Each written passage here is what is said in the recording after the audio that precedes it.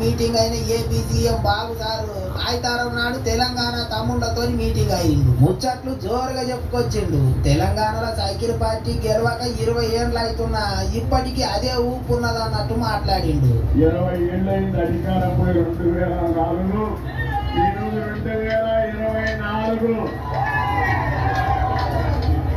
అధికారం పోయిందే గాని మీలో పట్టుదల రోజు రోజుకు అభిమానం పెరుగుతా ఉంది.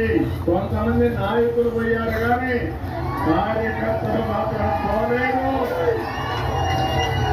తెలుగు జాతి ఉన్నంత వరకు తెలుగుదేశం పార్టీ జెండా రెపరెపలాడుతుంది. ఈ ఎవ్వరు కూడా తుడిచి పెట్టలేరు.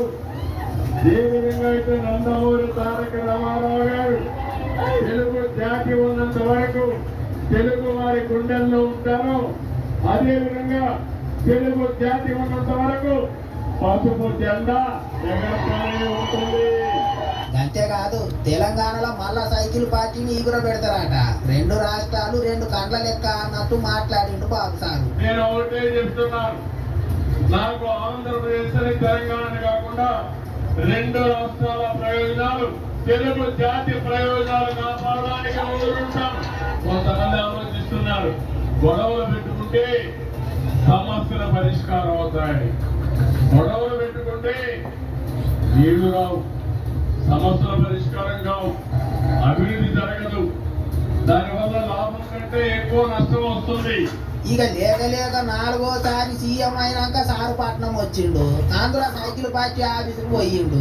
అందుకే కార్యకర్తల సంబరంగా ఆగిపోయినరే. సారుని ఇంటికాంచెల్లి ఆఫీస్ దాకా బండ్లు కట్టి తీసుకొని పోయిండ్రు. ఆడి పాడుకుంటా ధూమ్ ధామ్ చేసిండ్రు. ఇది ఇట్టుంటే సోమవారం నాడు తెలంగాణ ముఖ్యమంత్రి ఏపీకి పోతున్నాడు. విజయవాడలో మాజీ సీఎం వైఎస్ రాజశేఖర రెడ్డి జయంతి సభ పెడుతున్నారట ఏపీ చెయ్యి పార్టీ వాళ్ళు. చెయ్యి పార్టీకి పెప్ప ఇప్పుడు వైఎస్ఆర్ బిడ్డ షర్మిలక్కనే కాబట్టి జయంతి ఇంత ఘనంగా చేస్తున్నారట ఈసారి.